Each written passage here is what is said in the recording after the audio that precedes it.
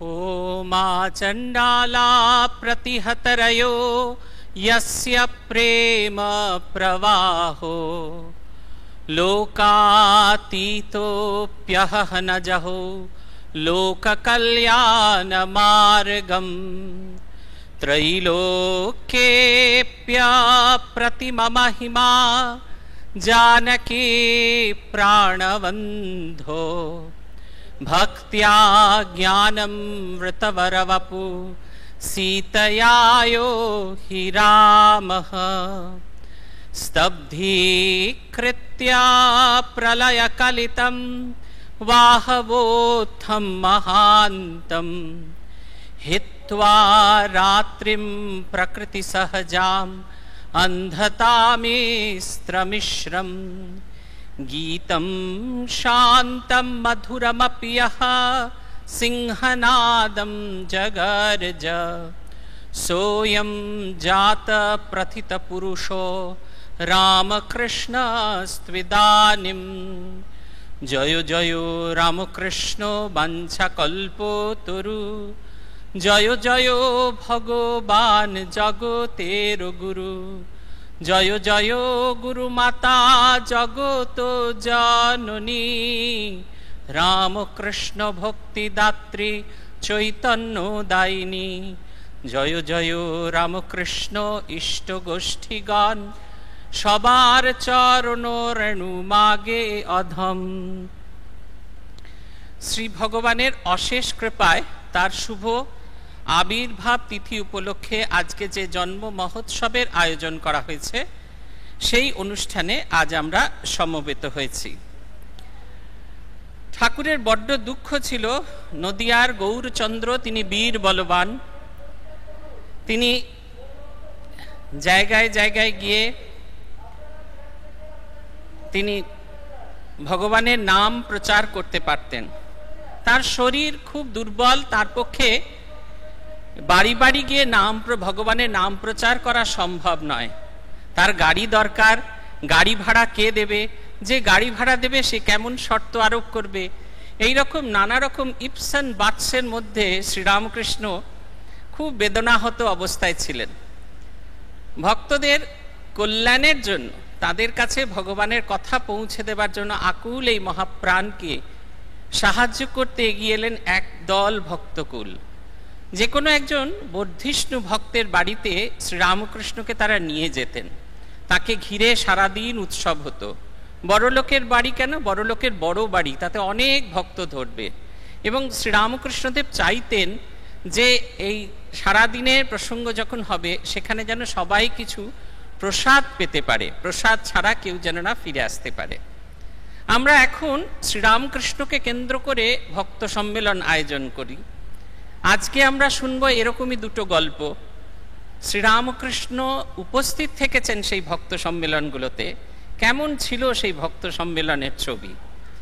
আমরা যে দুটি দিনের গল্প বলবো, একটি হচ্ছে ৩রা ডিসেম্বর 1881 খ্রিস্টাব্দ, 19শে অগ্রহায়ণ বাংলার 1288 বঙ্গাব্দ শনিবার।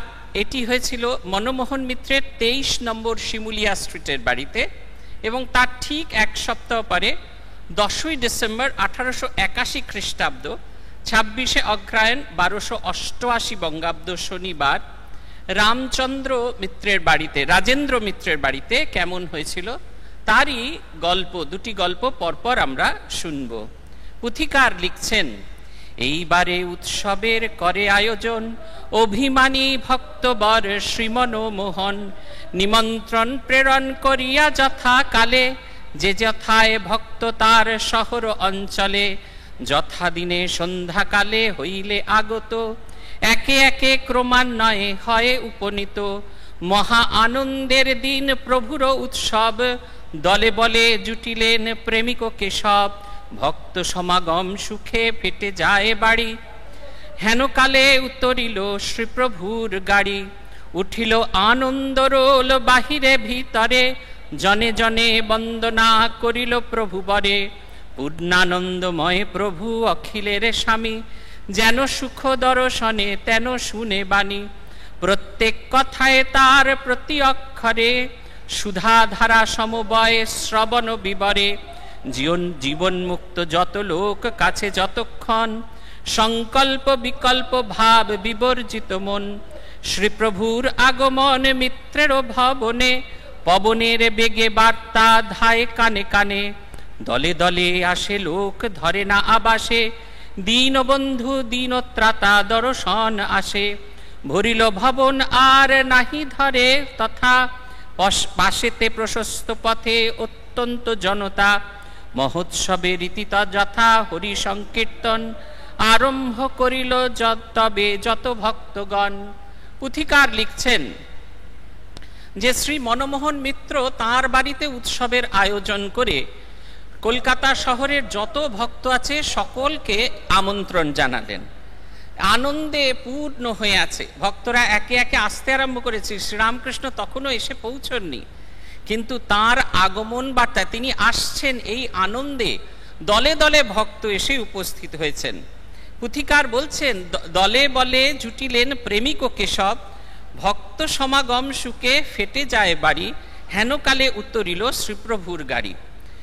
ব্রাহ্ম ভক্তরা কেশবচন্দ্রের নেতৃত্বে এসে উপস্থিত, আর দলে দলে ভক্ত এসেছে। বলছেন এখানে একটা শব্দ ব্যবহার করা আছে, ফেটে যায় বাড়ি। বাড়ি ফেটে যায় কি? ইট কাঠ তৈরির বাড়ি ফেটে যায়? এর দুটো অর্থ হয়। একটা হচ্ছে এত লোক এত ভক্ত এসেছে যে ওই বাড়ির ভেতরে আর তাদের ধরছে না, এইটা একটা। আর দুই হচ্ছে তাদের ভেতরের যে আনন্দ, সেটা যেন তারা নিজেদের মধ্যে ধরে রাখতে পারছে না। আনন্দের প্রকাশ হচ্ছে চতুর্দিকে, তাদের আনন্দ বিকশিত হচ্ছে। সেই ফুটি ফাটা আনন্দের ছবিতে ভরপুর হয়ে গেছে মনমোহন মিত্রের বাড়ি। এমন একটা সময় শ্রীরামকৃষ্ণদেব গাড়ি সহ এসে উপস্থিত হলেন। পুথিকার বলছেন কেমন লাগছে তাকে দেখে।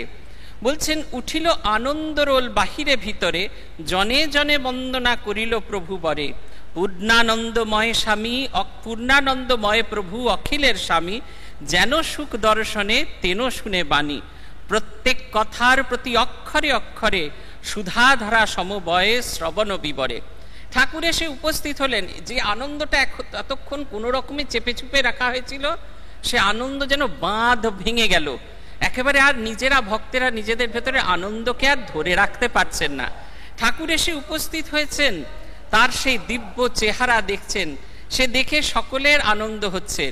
বলছেন ঠাকুরকে দেখে কিরম আনন্দ হয়? তার সেই দিব্য রূপ দেখে যেমন আনন্দ হয়, তার শব্দ শুনে তিনি যে কথাগুলো বলেন সেটি যেন প্রত্যেকের ভেতরে আনন্দের সঞ্চার করে, যেন একবারে আনন্দের একবারে সিরিঞ্জ ভরা আনন্দ সেই প্রত্যেকের ভেতরে যেন সেটাকে ইনজেক্ট করে দেওয়া হচ্ছে। সবাই আনন্দে একেবারে বিভোর হয়ে আছে। বলছেন তিনি যখন কথা বলেন মনে হয় যেন কানের ভেতরে কেউ ফোঁটা ফোঁটা ফোঁটা ফোঁটা অমৃত ঢেলে দিচ্ছে। আনন্দে ভরপুর হয়ে যাচ্ছেন, সুধাধারা সমবয়ে শ্রবণ বিবরে, তার প্রতি অক্ষরে অক্ষরে আনন্দ। রাস্তায় লোক, বাড়িতে লোক ধরছে না, রাস্তায় লোক ধরছে না, সর্বত্র একেবারে ঠিক ঠিক করছে লোক। তারই মধ্যে শুরু হয়ে গেল গান। সেদিনকে ত্রৈলোক্যনাথ সান্যাল একটি গান গেয়েছিলেন। কথামৃত বলছে, জয় জয় আনন্দময়ী ব্রহ্মরূপিণী। এই গানটি সেদিন গীত হয়েছিল। কেমন গান শুনে ঠাকুরের কি অবস্থা হয়েছে এটা আমরা দেখব। মাতিলেন প্রভুদেব আর কে বারাকে, নাচিতে গাহিতে বাহ্য যায় থেকে থেকে, কোথা তিনি কোথা বা সরম ভরম, ঠিক নাই ভক্ত করে শ্রীঅঙ্গ লক্ষণ, সংকীর্তনে শ্রীপ্রভুর সংযোগতে মতি, কমলের বনে যেন মদমত্ত হাতি, সুকোমল অঙ্গে বহে উচ্চতম বল, শ্রীচরণ ধরা কাপে, শ্রীচরণ চাপে ধরা করে টলমল, হেন যেন কত মহল্লাসে সঙ্গে নৃত্য করে, কমলা সেবিত পদ পেয়ে বক্ষ পরে, যদি বলো জড় ধরা নাছিল কেমনে, সকল সম্ভব এই রামকৃষ্ণায়নে, অবিশ্বাসী কাল যেন ঘোর অন্ধকার, তেন সর্বশক্তিমান শ্রীপ্রভু আমার, আংশিক নহেন পূর্ণ ব্রহ্ম সনাতন, দীন সাজে ভরা মহারাজের লক্ষণ, সংকীর্তনে হাসেন কাঁদেন ভাবাবেশে, কখনো বলেন বাস আছে কোটি দেশে, বদনে বুলান হাত কভু গুণ মণি, বলেন রয়েছি এই আমি আছি আমি, কখনো বলেন হুঁশ আছয় আমার, কখনো কহেন এটা ঘরেরও দুয়ার। এই মতো বলিতে বলিতে কতক্ষণ, তবে না আইল তার বাহ্যিক চেতন। অপূর্ব প্রভুর রঙ্গ জীববদ্ধ নয়, চারিধারে দেখে লোকে হইয়া বিস্ময়। দেবতুল্য গরিয়ান মনুষ্য ভিতরে, মর্মগ্রাহী কেশব নীরব একাধারে। ভোজন প্রস্তুত করি শ্রীমনমোহন, করজোরে করিল প্রভুকে আবাহন। পুথিকার বলছেন, গান শুরু হলো জয় জয় আনন্দময়ী ব্রহ্মরূপিণী, গাইছেন ত্রৈলোক্যনাথ সান্যাল। গান শুরু হওয়া মাত্র ঠাকুরকে আর কে ধরে রাখে? তিনি আনন্দে বিভোর হয়ে নাচছেন, মনে হচ্ছেন পদ্মবনের ভেতরে যেন মদমত্ত হস্তি, সে যেন নাচছে, অপূর্বভাবে সেই নাচ হচ্ছে। পুথিকার বলছেন, মনে হচ্ছে যেন পৃথিবীটাও কাঁপছেন। বলছেন, ভক্ত তুমি প্রশ্ন করতে পারো, জড় ধরা সে কেমন করে নাচবে, সে কেমন করে প্রভুর সঙ্গে দুলবে? বলছেন, শ্রীপ্রভুর পূত স্পর্শ পেয়ে সে তার নিজের আনন্দকে ধরে রাখতে পারছে না, তাই সে আনন্দে বিভোর হয়ে সে প্রভুর সঙ্গে নাচে সঙ্গত করছেন। ঠাকুরের সম্পূর্ণ বাহ্য জ্ঞান শূন্য হয়ে গেছেন। যখন স্থির হয়ে দাঁড়িয়ে আছেন, ভক্তরা দাঁড়িয়ে দাঁড়িয়ে দেখছেন, ঠাকুরের কতগুলো ছবি দেখা গেল। সে আনন্দময় পুরুষ এসে দাঁড়িয়েছেন, এটা হচ্ছে প্রথম ছবি। দ্বিতীয় ছবি গান হচ্ছে, তার সঙ্গে তিনি গাইছেন। তৃতীয় ছবি গানের সঙ্গে তিনি নাচছেন। চতুর্থ ছবি একেবারে শরীরের সমস্ত চেতন হারিয়ে গেছে, জগতের বাইরের সব কিছু তিনি বাইরে, জগতের সমস্ত কিছু প্রভাব তাকে আর স্পর্শ করতে পারছে না, তিনি আনন্দে মেতে আছেন। ভক্তেরা বিস্ময়ে আত্মহারা হয়ে দর্শন করছেন এই আনন্দময় রূপটিকে। ঠাকুর ধীরে ধীরে চেষ্টা করছেন ফিরে আসতে, স্বাভাবিক। কখনো বলছেন এই আমার কাপড় আছে, এইটি দরজা, এইটি ঘর, এই সব বলতে বলতে তিনি ধীরে ধীরে স্বাভাবিক অবস্থায় ফিরে আসছেন। বিস্ময়াবিষ্ট ভক্তগণ কি করবেন বুঝতে পারছেন না। এমন সময় মনমোহন মিত্র এসে তাকে ডেকে নিয়ে এলেন। শান্ত হয়ে গেছেন তার এই রূপ দেখে স্বয়ং কেশবচন্দ্র সেন আর তার দলবল। যারা মনে করে, আপনাদের যা ধারণা আছে কিনা জানি না, শ্রীরামকৃষ্ণদেবের কাছে শ্রীরামকৃষ্ণকে দেখার আগে কেশবচন্দ্র সেন তার 3 জন শিষ্যকে পাঠিয়েছিলেন ঠাকুরকে অ্যাসেস করার জন্য। তারা রোজ দেখেন ঠাকুরকে কিছুতেই বুঝতে পারেন না। কখনো তিনি মা বলে নাচেন, কখনো তিনি শিব শিব বলে গভীর ভাব সমাধিতে মগ্ন, কখনো তিনি হরি হরি বলে নাচছেন, আবার কখনো তার বাহ্য জ্ঞানহীন অবস্থা। তারা এক সময় ফিরে যাওয়ার সময় বললেন, আপনার সব ভালো ভালো গুণ আছে, বুঝলেন তো, আপনার গুরু দরকার আছে। আপনি কেশবচন্দ্র সেনের কাছে দীক্ষা নিন, গুরুকরণ হয়ে গেলে দেখবেন আপনার এই সব অঙ্কট বঙ্কট সমস্ত কিছু কেটে যাবে। সেই কেশবচন্দ্র সেন আর তার দলবল শ্রীরামকৃষ্ণের এই দিব্য রূপ দর্শন করে শান্ত হয়ে গেল। শ্রীরামকৃষ্ণদেবকে একতলা থেকে দোতলায় নিয়ে যাওয়া হচ্ছে খাওয়ার জন্য। এ একটা অদ্ভুত ছবি, এটা আমাদের দেখা উচিত। পুথিকার লিখছেন, দ্বিতল উপরে তার ভোজনের ঠাই, সোপানে সোপানে ধীরে চলিলা গোসাই। পাছু পাছু ভক্তিমতী মিত্রের জননী, এক হাতে পাত্রে জল অন্য হাতে কানি। প্রভুর চরণ রজ যেইখানে পরে, আর্দ্র বস্ত্রে হয় তোলা ভক্তি সহকারে। হেন ভক্তিমতী ভক্ত অতুল ভুবনে, পদরজ করে আস দিন আকিঞ্চনে। পরে নিমন্ত্রিত ভক্তে কর্ণ ভোজন, কমি নাই কিছুই প্রচুর আয়োজন। মহোৎসবে ভোজনের অতি পরিপাটি, প্রভুর ইচ্ছায় নাহি হয় কোনো ত্রুটি। উদর পুরিয়া খায় যত লোক আসে, নানা আস্বাদের দ্রব্য পরম হরিষে। শ্রীপ্রভুর ভিক্ষালীলা মঙ্গল আলয়, সমনে শুনিলে ঘুচে অন্ন দুঃখ ভয়। ভোজনান্তে প্রভুদেব আইলে সদরে, পুনরায় ভক্তবর্গ বসিলেন ঘিরে। জনমন মুগ্ধ করো প্রভু গুণ ধরে, কাহারও না হয় ইচ্ছা ছেড়ে যায় ঘর। ভোজনের হয় কথা রঙ্গ সহকারে, কেহ কহে এবার উৎসব কার ঘরে। ঠাকুরকে নিয়ে যাওয়া হচ্ছে একতলা থেকে দোতলার ঘরে। মনমোহন মিত্রের মা পেছন পেছন চলছে। ঠাকুর একটা একটা করে সিঁড়ি অতিক্রম করছেন। তার এক হাতে নেতা আছে, এক হাতে জলের পাত্র আছে। তিনি সঙ্গে সঙ্গে সেখানে একটু জল দিয়ে সেই কাপড় দিয়ে মুছে দিচ্ছেন। যাতে শ্রীরামকৃষ্ণের পদধূলির সামান্যতম অমর্যাদা যেন না হয়, কেউ যেন তার পা দিয়ে সেই পবিত্র ধুলিকে স্পর্শ করে ফেলে। বলছেন এহেন ভক্তিমতির শ্রীচরণ বন্দনা করি। ভক্তরাও পেছন পেছন চলে গেলেন। একেবারে খুব বিরাট করে খাওয়া দাওয়ার ব্যবস্থা। এখানে গল্প বলা নেই, কিন্তু যেখানেই ঠাকুর গেছেন তার গল্প আছে, কেমন কেমন খাওয়ালেন। বলছেন একবার দক্ষিণেশ্বরে খাওয়া হয়েছিল ধবধবে সাদা লুচি, এত উজ্জ্বল লুচি যে সূর্যের আলো তাতে নাকি ছিটকে গিয়ে সারা দক্ষিণেশ্বর আলোয় আলোময় হয়েছিল। লম্বা লম্বা বেগুন ভাজা, নানা রকমের তরকারি। কেশব বললেন আর পারি না খেতে। বলছেন ওই চাটনি আছে, চাটনি খাও, গলার ভেতরে প্যাসেজ তৈরি হোক, তার ভেতরে ক্ষীর, মন্ডা, দধি নানা রকম খেতে হবে। এখানে সেই বর্ণনা নেই, কিন্তু এই রকমই খাওয়া দাওয়া হতো। সকলে মন প্রাণ ভরে গেছে। খাওয়ার পর তারা আর ঠাকুরকে থাকতে ছাড়তে চাইছে না।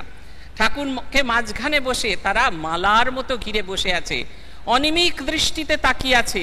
চোখের পলক পড়লে যেটুকু বিচ্ছেদ সেটুকু বিচ্ছেদও তারা চাইছেন না। এত আনন্দ তাদের শ্রীরামকৃষ্ণকে দেখে। এক বাড়িতেই হয় না। বলছেন এবার উৎসব কার বাড়িতে? একটা হওয়া মাত্র পরেরটার প্রস্তুতি শুরু হয়ে গেল। সেই প্রস্তুতির কথা আজকে আমরা বলবো।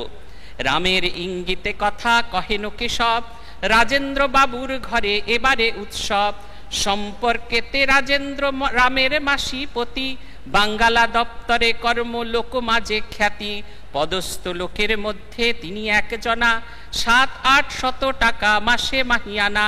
সৌভাগ্য গনিয়াতে করিল স্বীকার, রামের উপর হয় সম্পাদন ভার।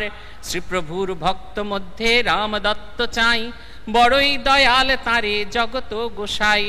দিন স্থির করি রাম প্রফুল্ল অন্তরে, উৎসবের আয়োজন বিধিমতে করে।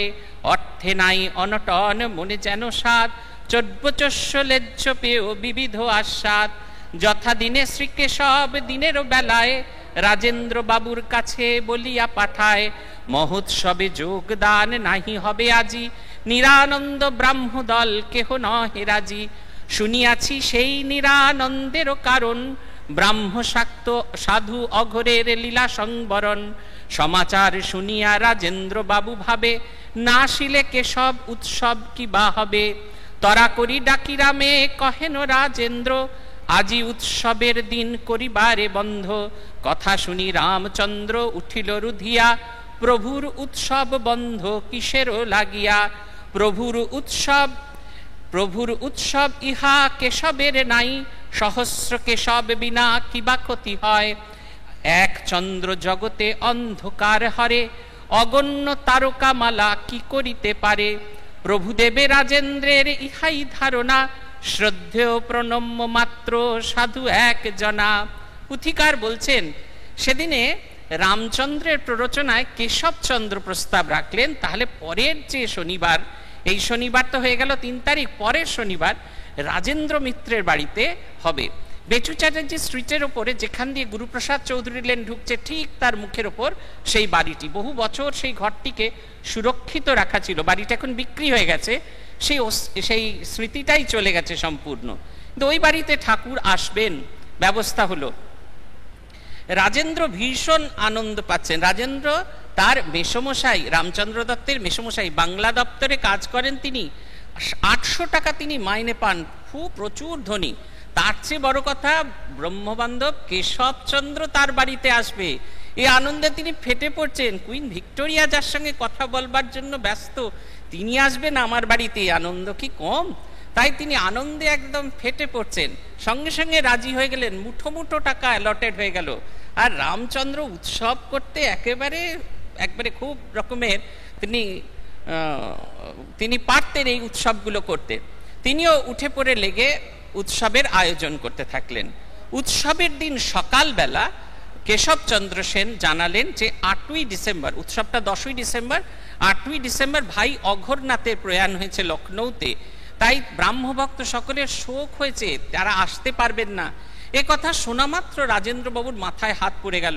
তিনি ভাবলেন কেশবচন্দ্র আসবে না, কেশব না এলে উৎসব কেমন করে হবে। তাই রামচন্দ্রকে ডেকে বললেন, উৎসবের যাবতীয় কাজ বন্ধ করে দাও, উৎসব হবে না। রামচন্দ্র দত্ত তো রেগেই আগুন, বলছেন এ কি কথা, এই উৎসব কি কেশবচন্দ্রের? কি সুন্দর বর্ণনা করছেন। বলছেন, এক চন্দ্র জগতে অন্ধকার হরে, অগণ্য তারকামালা কি করিতে পারে। বলছেন শ্রীরামকৃষ্ণ হলেন সে এক চন্দ্র, তিনি উদিত হলে জগৎ আলোকিত হয়ে যায়। তারকামালা তার কাজ কি, তার ক্ষমতা কি জগৎকে আলোকিত করে? কেশব তো একটা ছোট্ট তারকা, স্বয়ং শ্রীরামকৃষ্ণ আসবে আর তুমি বলছো তার উৎসব হবে না। আসলে তখনকার দিনের মানুষ শ্রীরামকৃষ্ণকে মনে করতেন, এখানে লেখা আছে, প্রভুদেবের রাজেন্দ্র ইহাই ধারণা, শ্রদ্ধেয় প্রণম্য মাত্র সাধু একজনা। তিনি একজন প্রণম্য সাধু, তার বেশি আর কিছু নয়। আমাদের ঠাকুরের ডাক্তার মহেন্দ্র সরকার তিনি মনে করেছিলেন, যখন প্রথম শ্রীরামকৃষ্ণকে নিয়ে মথুরবাবু গিয়েছিলেন, ভেবেছিলেন বাবুদের সব তো পোষা কুকুর বেড়াল বাঁদর এরকম থাকে, এই রকম ইনি হলেন মথুরবাবুর পোষা পরমহংস, গলায় দড়ি দিয়ে যেখানে হিড়হিড় করে টেনে নিয়ে যাবে সেখানে নিয়ে যাওয়া হবে। মানুষজন এরকমই ধারণা করতেন। তাই সেই অবস্থাটার পরিবর্তন কেমন হলো, আজকের গল্প সে কথাই বলছে। পুথিকার লিখছেন, এই সাধারণ মত একা তার নয়, এত দূরে কূপে ডুরা মানুষ নিচয়। এক তিল প্রভু দেবে বুঝিতে যে পারে, নিশ্চয় তাহার ঠাঁই দেবতা উপরে। এবে বঙ্গে কেশবের বড়ই খিয়াতি, না আসিলে উৎসবের কেমনে হবে প্রীতি। তে কারণে যুক্তি করি রামের সহিতে, কেশবের ঘরে গেল কেশবে আনিতে। সঙ্গে চলে রাম আর শ্রীমনমোহন, কেশব আবাসে গিয়া দিলা দর্শন। আপ্যায়িত কেশব দেখিয়া সবাকারে, বসাইলা সমাদরে সমাজ মন্দিরে। প্রভুর প্রসঙ্গে কথা হইল উত্থাপন, রাজেন্দ্র কেশবে কন প্রভু কি রকম। অবশেষে তারা ঠিক করলেন, ঠিক আছে কেশবচন্দ্র সেনকে গিয়েই একবার অনুরোধ করে দেখা যাক।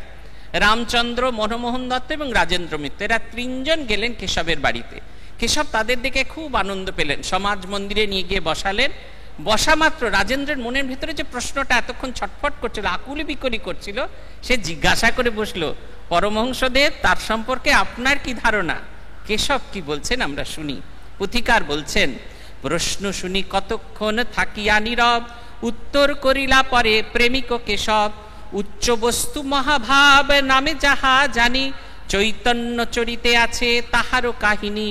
এভাবে কি ভাব কেহ বুঝিতে না পারে, সমুদিত হইত গৌরাঙ্গ কলেবরে। আর এই মহাভাব ক্রাইস্টের গায়ে, অবিকল হইত ছবিতে দেখা যায়।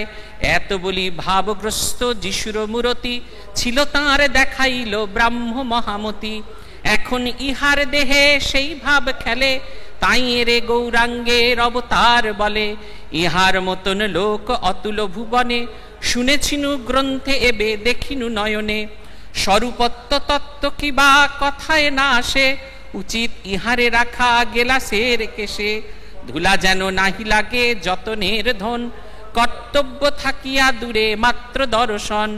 কেশবের মুখে শুনি এই পরিচয়, মনে মনে রাজেন্দ্রের লাগিল বিস্ময়। বিনয় সম্ভাষ সহ কহিল কেশবে, এসেছি তোমায় নিতে তাহারও উৎসবে। উত্তরে কেশব কন সম্মান সহিতে, এ ব্যাপারে আমারে বিনয় অনুচিতে। ধরাধামে ভাগ্যবান হয় যেই জন, তাহার কপালে ফলে তার দর্শন। যথাসাধ্য উদ্যম করিব যাইবারে, বিফলে যদ্যপি পরি কপালের ফেরে। রাজেন্দ্র পুলক অঙ্গে কেশবের বলে, ফিরিয়া আইল গৃহে সকলেতে মিলে। মহোৎসাহে উৎসবের হয় আয়োজন, মুক্ত হস্তে দেন অর্থ যত প্রয়োজন। পুথিকার বলছেন, কেশব শুনে শান্ত হয়ে খানিকক্ষণ বসে থাকলেন। তারপর আস্তে আস্তে বলছেন যে চৈতন্য চরিতামৃতে এক উচ্চ বস্তু মহাভাবের কথা শুনেছি শ্রী গৌরাঙ্গের শরীরে সেই মহাভাবের প্রকাশ হতো।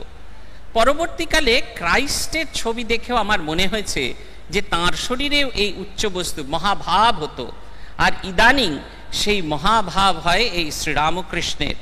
বলছেন এখন ইহার দেহে সেই ভাব খেলে, তাই এরে গৌরাঙ্গের অবতার বলে। তার শরীরের মধ্যে, শ্রীরামকৃষ্ণের শরীরের মধ্যে এই ভাব খেলে, তাই একে গৌরাঙ্গের অবতার বলে।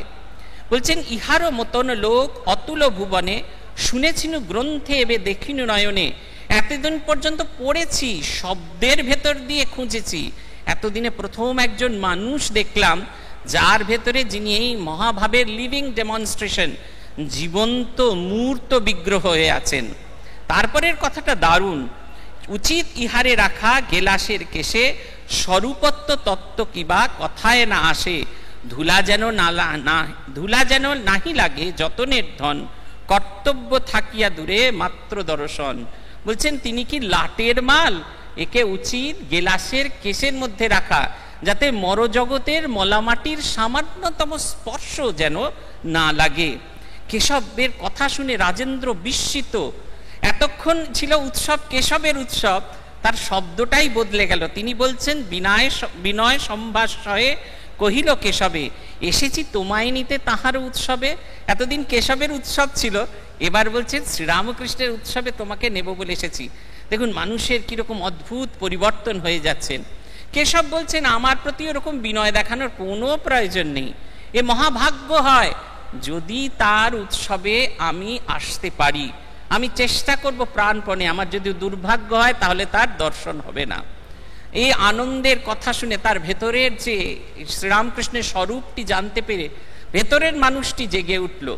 তারা একবারে সেই উৎসবের আয়োজন যেখানে থেমে গেছিল সেখান থেকে জোর কদমে উৎসব করা শুরু করে দিলেন, উৎসবের আয়োজন করা শুরু করে দিলেন। অবশেষে উৎসবের দিন এসে উপস্থিত, সেদিন সন্ধেবেলা। পুথিকার লিখছেন, তিমির বসনা সন্ধ্যা এলো গেল বেলা, ক্রমে ক্রমে ফুটে ভক্ত তারকার মেলা। পূর্ণচন্দ্র প্রভুদেব কিছুক্ষণ পরে সমুদিত হইলেন রাজেন্দ্রের ঘরে। মাতিল প্রমত্ত ভাবে যত ভক্তগণ, অতিমিষ্ট শ্রীপ্রভুর বাক্য সুধা পানে। কিবা শোভা ভক্ত মধ্যে প্রভুর বিরাজে, বলিভার নহে তাহা দেখিবার কাজ। অপরূপ রূপ অঙ্গ ফুটিয়া বেড়ায়, দেখিলে মানুষে কিবা মায়ারে ভুলায়। বিশ্ব বিমোহিনী শক্তি বর্জিত তখন, যাহাতে মোহিত করি রাখে ত্রিভুবন। রূপময় প্রভুদেব রূপের সাগর, বিন্দু লয়ে গড়ে মায়া বিশ্ব চরাচর। সে বিন্দুর এক কণা কামিনী কাঞ্চন, যাহাতে বিমুগ্ধ চিত যত প্রাণীগণ। রূপে ডুবিবার স্বাদ যাহারও অন্তরে, তিলে কেন দাও ঝাঁপ রূপের সাগরে। ভাগ্য দেশে প্রভুদেব যাহারে বিরূপ, সেই না দেখিতে পায় শ্রীপ্রভুর রূপ। স্বরূপের এক বিন্দু বিশ্বরূপে যার, বুঝো কি রূপের ছবি শ্রীপ্রভু আমার। লোকে শুনি কবে কথা কূটতর্ক করি, যদ্যপি তাহাতে এত রূপেরও মাধুরী। কেন মজিল সবে দেখেছে অনেকে, এমন বচন যার দণ্ডবত তাকে। গললগ্নিকৃত বাসে তাহারে উত্তর, বৃন্দাবন চন্দ্র কৃষ্ণ মুরলী অধর। ভুবন মোহন রূপ বাঁশরীর গান, দেখিলে শুনিলে নাহি কাহারও এড়ান। গোপ গোপী পশু পাখি পুঞ্জ কুঞ্জ বন, কালো জল যমুনা পাষাণ গোবর্ধন। গোঠ মাঠ বৃক্ষলতা ভুলিল সকলে, কেবল গোকুলে বাকি জটিলে কুটিলে। জটিলে কুটিলে হেতা পাষণ্ডী সকল, মুখে ভরা নিন্দাবাদ হিংসা হলাহল। লীলা পুষ্টি হেতু জন্ম হয় অবতারে, শ্রীচরণ দর্শনে মুক্ত হয় পরে।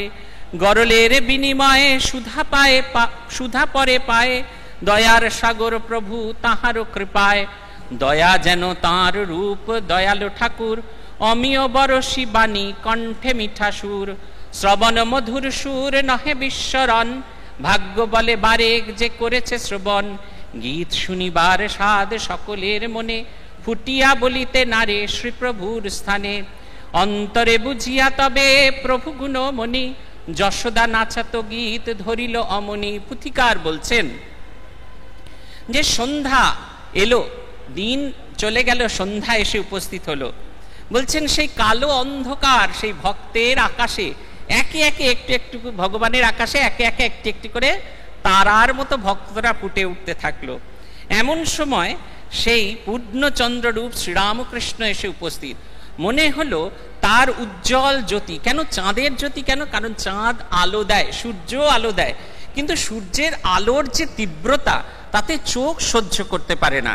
তার চাঁদের আলোতেও আলো আছে, কিন্তু তার তীব্রতা নেই, সেখানে এক অদ্ভুত স্নিগ্ধতা আছে। তাই বলছেন সেই তিনি যখন উদিত হলেন, তার স্নিগ্ধ আলোয় গোটা বাড়িটা ভরে গেল। সকলের মধ্যে আনন্দতে সবাই মেতে আছে। বলছে মাতিল প্রমত্ত ভাবে যত ভক্তগণে, অতিমিষ্ট শ্রীপ্রভুর বাক্য সুধাপানে। প্রমত্ত কেন প্রমত্ত? তাহলে কি পাগলের মতো হয়ে গেছেন? তা নয়, তারা নিজেদের সত্তাকে ভুলে গেছেন। যে আমাদের জানেন তো দুটো সত্তা থাকে, একটা আমাদের নিজের আত্মসত্তা, আর একটা হচ্ছে ক্লোক পরানো বাইরের লোকেদের জন্য একটা সত্তা। সেটাকে আমরা সহজে খুলে দিতে চাই না, কিন্তু শ্রীরামকৃষ্ণের পুতস্পর্শে কখন সেই আবরণ খুলে গেছে, আমার ভেতরের মানুষটা বাইরে চলে এসেছে। তাই বলছে তাকে আর সেই আগের মতো পলিশড দেখা যাচ্ছে না, সে আনন্দে একেবারে উন্মত্ত হয়ে আছে। পুথিকারের মনে হচ্ছে তার অবস্থাটা প্রমত্তের মতো। বলছেন ঠাকুরের অবস্থাও দেখবার মতো, সেই তার ভক্তদের মাঝখানে তিনি বিরাজ করছেন। বলছেন দেখিলে তার শরীর থেকে এত রূপ প্রকাশিত হচ্ছে, অপরূপ রূপ অঙ্গে ফুটিয়া বেড়ায়, দেখিলে মানুষে কি বা মায়ারে ভুলায়। মায়া এই জগৎকে আবৃত করে রাখে, আমাদের ভুলিয়ে রাখে। আর শ্রীরামকৃষ্ণের সে এক দিব্য রূপ দেখে মায়া গালে হাত দিয়ে ভাবছে আমি কাকে ভোলাবো, আমি তো নিজেই মোহিত হয়ে গেছি। পুথিকার বলছেন ভক্তগণ তোমরা অবশ্যই জিজ্ঞাসা করতে পারো যে সবাই তো মোহিত হয় না। এত যদি তার গ্ল্যামার থাকতো, এত যদি তার করিশ্মা থাকতো, তাহলে তো সারা জগৎ মোহিত হয়ে যেতে পারতো। সকলে তো মোহিত হয় না। বলছেন তাদের উদ্দেশ্যে আমার বলার যে শ্রীকৃষ্ণ বৃন্দাবন চন্দ্র যখন বাঁশিতে ফুঁ দিতেন তখন সারা বৃন্দাবন মোহিত হয়ে থাকতো। গোপ গোপী পশু পাখি পুঞ্জ কুঞ্জবন, কালো জল যমুনা পাষাণ গোবর্ধন, গোঠমাঠ বৃক্ষলতা ভুলিল সকলে, কেবল গোকুলে বাকি জটিলে কুটিলে। সবাই ভুলে থাকতো, শুধু বাকি থাকতো দুজন, একজন জটিলা আর একজন কুটিলা, আয়ন ঘোষের মা আর আয়ন ঘোষের বোন। তারা কেন ভুলে থাকতো? তাদের কেন ওই শ্রীকৃষ্ণের বাঁশির স্বর কেন প্রভাবিত করতো না? কারণ তারা আরো নিবিড়ভাবে ভগবানকে চাইতো, তাই তারা শত্রুভাবে তাকে সাধনা করত। বারবার তাকে সাধনা করেছে, তার চিন্তা করেছে কি করে তার বিরোধ করব, কি করে তার বিরোধ করব, এই ভেবে ভেবে প্রতিনিয়ত তারা শ্রীকৃষ্ণের কথা চিন্তা করেছে। আর শ্রীকৃষ্ণের কৃপা অঝরে ঝরে পড়েছে। পুথিকার বলছেন গরলের বিনিময়ে সুধা পড়ে পায়, দয়ার সাগর প্রভু তাহারও কৃপায়। গরলের বিনিময়ে তারা সুধা পেয়েছেন। বলছেন ঠাকুরের তো শরীর নয়, যেন দয়া দিয়ে তৈরি একটা মনুষ্য মূর্তি। তিনি বসে আছেন ভক্তদের মাঝখানে। বলছেন ভাগ্য হয় যদি তার কথা আমরা দু একটা শুনতে পাই, তার চেয়েও ভাগ্য হয় যদি তার গান শুনতে পাই। ভক্তদের মনে হচ্ছে ঠাকুর যদি এক কলি দুকলি গান কি ভালোই না হয়। তারা কেউ বলতে পারছে না, ঠাকুরই গেয়ে উঠলেন যশোদা নাচাতো গো মা বলে নিল মনি, বলে নিল মনি, সেরূপ লুকালি কোথা করালো বদনি, একবার নাচো গো শ্যামা। ওশি ছেড়ে বাঁশি লয়ে একবার তুমি নাচো গো শ্যামা, মন কদম্ব তরু মূলে একবার তুমি নাচো গো শ্যামা। যশোদা নাচাতো গো মা বলে নিল মনি, সেরূপ লুকালি কোথা করালো বদনি। পুথিকার লিখছেন গীতের মাধুরী কি বা কহিবার নয়, আভাসে আভাসে শুনো কিছু পরিচয়।